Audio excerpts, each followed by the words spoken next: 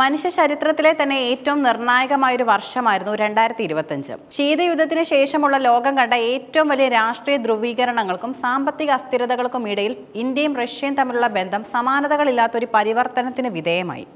പാശ്ചാത്യ രാജ്യങ്ങൾ Russia ഒറ്റപ്പെടുത്താൻ ശ്രമിച്ചപ്പോഴും American ഭരണകൂടം ഇന്ത്യക്ക് മേൽ വ്യാപാര തീരുവകൾ അടിച്ചേൽപ്പിച്ചപ്പോഴും ഈ രണ്ട് രാഷ്ട്രങ്ങളും കൈകോർത്തത് ചരിത്രപരമായ ഒരു അനിവാര്യതയായിരുന്നു. തങ്ങളുടെ പാരമ്പര്യ സൗഹൃദത്തെ കാലത്തിന് അനുയോജ്യമായ രീതിയിൽ പുതുക്കി പണിതുകൊണ്ട് തന്ത്രപരമായ സ്വയംഭരണാധികാരം എന്ന നയത്തെ ലോകത്തിന് മുന്നിൽ അവർ ഉയർത്തിക്കാട്ടി. 2025 ഇന്ത്യ നേരിട്ട ഏറ്റവും വലിയ വെല്ലുവിളി അമേരിക്കയിലെ പുതിയ ഭരണകൂടത്തിന്റെ കടുത്ത സാമ്പത്തിക നയങ്ങളായിരുന്നു.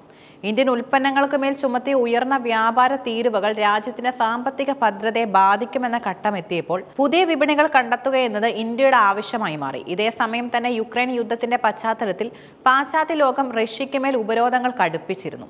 ഈ സമ്മർദ്ദങ്ങൾക്കിടയിലും ഇന്ത്യ റഷ്യയുമായുള്ള ബന്ധം വിച്ഛേദിക്കാൻ തയ്യാറായില്ല. നമ്മുടെ സുഹൃത്തുക്കളെ തിരഞ്ഞെടുക്കുന്നത് നമ്മളായിരിക്കണമെന്ന ഇന്ത്യയുടെ വിദേശ നയം 2025 ലോകം കണ്ട ഏറ്റവും ശക്തമായ നയതന്ത്ര നിലപാടായിരുന്നു. അന്താരാഷ്ട്ര വേദികളിൽ റഷ്യക്കെതിരെ ഉയർന്ന ഒറ്റപ്പെടുത്തൽ ശ്രമങ്ങളെ ഇന്ത്യ തങ്ങളുടെ വാക്ചാതുര്യം കൊണ്ടും നയതന്ത്ര മികവ് കൊണ്ടും പ്രതിരോധിച്ചു. ഇത് ഇന്ത്യയുടെ ആഗോള പദവി ഉയർത്തുക മാത്രമല്ല, റഷ്യയുമായുള്ള വിശ്വാസത്തിന്റെ ആഴം വർദ്ധിപ്പിക്കുകയും ചെയ്തു. ഊർജ്ജ സുരക്ഷയുടെ കാര്യത്തിൽ 2025 ഒരു വഴിത്തിരിവായിരുന്നു. ലോകം മുഴുവൻ റഷ്യൻ എണ്ണയ്ക്ക് മേൽ നിയന്ത്രണം ഏർപ്പെടുത്താൻ ശ്രമിച്ചപ്പോൾ ഇന്ത്യ സ്വന്തം ദേശീയ താൽപര്യത്തിന് മുൻഗണന നൽകി. റഷ്യയിൽ നിന്നുള്ള അസംസ്കൃത എണ്ണയുടെ ഇറക്കുമതി ഇന്ത്യ റെക്കോർഡ് വേഗത്തിൽ വർദ്ധിപ്പിച്ചു. ഇത് ആഭ്യന്തര വിപണിയിലെ പെട്രോൾ ഡീസൽ വില വർധനവിനെ പിടിച്ചു നിർത്താൻ സഹായിച്ചു. ഡോളറിനെ ആശ്രയിക്കാതെ രൂപയിലും റൂബിളിലും വ്യാപാരം നടത്താനുള്ള സംവിധാനം 2025 കൂടുതൽ കാര്യക്ഷമമായി. ഇത് അന്താരാഷ്ട്ര സാമ്പത്തിക ഇടപാടുകളിൽ പാശ്ചാത്യ രാജ്യങ്ങൾക്കുള്ള മേധാവിത്വത്തെ വെല്ലുവിളിക്കുന്നതായിരുന്നു. 2030 ഉഭയകക്ഷി വ്യാപാരം $100 ബില്യൺ എത്തിക്കുക എന്ന ലക്ഷ്യം പ്രഖ്യാപിക്കപ്പെട്ടത് ഈ വർഷമാണ്.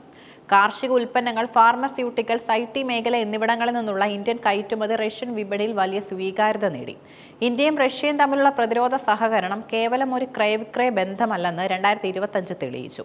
മേക്ക് ഇൻ ഇന്ത്യ പദ്ധതിയെ റഷ്യ പൂർണ്ണമായും പിന്തുണച്ചു. അതിർത്തിയിൽ പാകിസ്ഥാൻ ഉയർത്തിയ അപ്രതീക്ഷിതമായ വെല്ലുവിളികളെ നേരിടാൻ ഇന്ത്യയെ സഹായിച്ചത് റഷ്യൻ നിർമ്മിത S-400 മിസൈൽ പ്രതിരോധ സംവിധാനമാണ്. ഓപ്പറേഷൻ സിന്ദൂർ എന്നറിയപ്പെടുന്ന സൈനിക നീക്കത്തിൽ ശത്രു രാജ്യത്തിന്റെ ഡ്രോണുകളെയും മിസൈലുകളെയും ഫലപ്രദമായി പ്രതിരോധിക്കാൻ ഇന്ത്യക്ക് സാധിച്ചു. ഇതിന് പിന്നിൽ റഷ്യൻ സാങ്കേതിക വിദ്യയുടെയും കൃത്യസമയത്തുള്ള സഹായത്തിന്റെയും വലിയ പങ്കുണ്ടായിരുന്നു. ബ്രഹ്മോസ് മിസൈലുകളുടെ വിജയത്തിന് പിന്നാലെ 5ാം തലമുറ യുദ്ധവിമാനങ്ങളുടെ സംയുക്ത നിർമ്മാണത്തിലുള്ള കരാറുകൾ 2025 പുതുക്കപ്പെട്ടു. യുദ്ധവിമാന എഞ്ചിനുകൾ ഇന്ത്യയിൽ തന്നെ നിർമ്മിക്കാൻ റഷ്യ തയ്യാറായത് ഇന്ത്യയെ ആഗോള പ്രതിരോധ നിർമ്മാണ ഹബ്ബാക്കി മാറ്റുന്നതിൽ നിർണായകമായി. കൂടാതെ ലോകത്തിലെ ഏറ്റവും അത്യാധുനിക പ്രതിരോധ സംവിധാനമായ S-500 ഇന്ത്യക്ക് നൽകാനുള്ള ധാരണയും ഈ വർഷമുണ്ടായി. 2025 ഏറ്റവും വലിയ നയതന്ത്ര നീക്കങ്ങളിൽ ഒന്ന് ആർട്ടിക് മേഖലയിലെ സഹകരണമായിരുന്നു. ആഗോള താപനം മൂലം ആർട്ടിക് മേഖലയിലെ മഞ്ഞുരുകുന്നത് പുതിയ സമുദ്രപാതകൾ തുറക്കാൻ കാരണമായി. ഈ പുതിയ സമുദ്രപാത സജീവമാകുന്നതോടെ യൂറോപ്പിലേക്കും ഏഷ്യയിലേക്കുമുള്ള ചരക്ക് നീക്കം വേഗത്തിലാകും.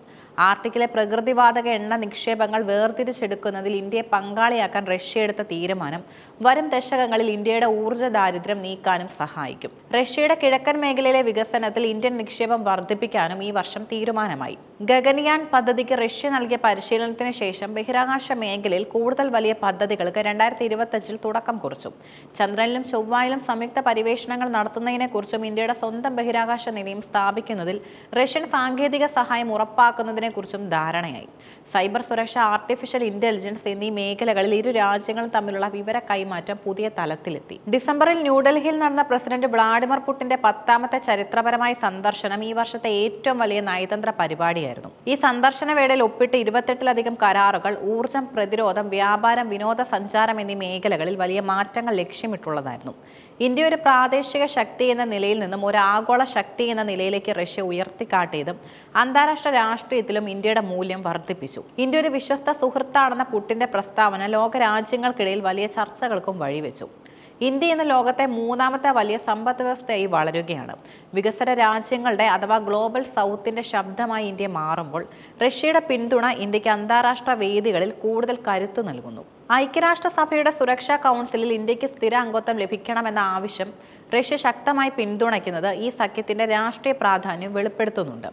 തീർച്ചയായും ഈ ബന്ധം വെല്ലുവിളികൾ നിറഞ്ഞതായിരുന്നു. പാശ്ചാത്യ രാജ്യങ്ങളുടെ ഉപരോധ ഭീഷണികൾ ഇന്ത്യക്ക് മേൽ ഉണ്ടായിരുന്നു.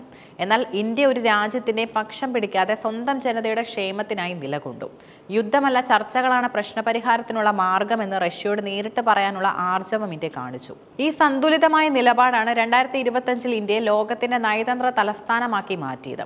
2025 ഇന്ത്യ റഷ്യ ബന്ധം കേവലം കഴിഞ്ഞകാല സൗഹൃദത്തിന്റെ തുടർച്ചയല്ല, മറിച്ച് പുതിയ യാഥാർത്ഥ്യങ്ങളെ ഉൾക്കൊണ്ടുകൊണ്ടുള്ള ഒരു പുതിയ തുടക്കമാണ്.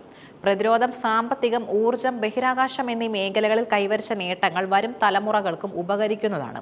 മാറിക്കൊണ്ടിരിക്കുന്ന ലോകക്രമത്തിൽ ആഗോള രാഷ്ട്രീയത്തിലെ അനിശ്ചിതത്വങ്ങൾക്കിടയിലും തളരാതെ നിന്ന് ഈ ബന്ധം ഇന്ത്യയുടെയും റഷ്യയുടെയും സ്ഥാനം ഭദ്രമാക്കിയിരിക്കുകയാണ്.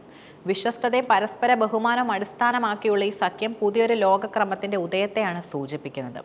ഏഷ്യയുടെയും യൂറോപ്പിന്റെയും സാമ്പത്തിക ഗതി നിശ്ചയിക്കുന്നതിൽ ഇനി രണ്ട് രാജ്യങ്ങളുടെയും പങ്കാളിത്തവും നിർണായകമായിരിക്കും.